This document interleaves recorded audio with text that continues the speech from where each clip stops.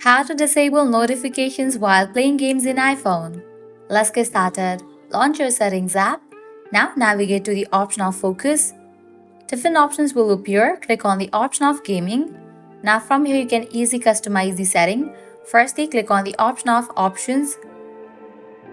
Silent notifications. If you want to get notification on the lock screen, you can toggle on for this option. You can toggle on for the option of hide notification badges. Likewise, click on the option of silence notifications and set it to always. Now head back, click on the option of people. If you want to allow notifications from important contacts, click on the option of add people and add them. Head back, open this option of apps. Check in for the option of allow notifications from. If you want to get notifications from any of the important apps such as messages and phone, you can click on this option of add apps and add it over here. By customizing these settings, you have disabled notifications while playing games in iPhone.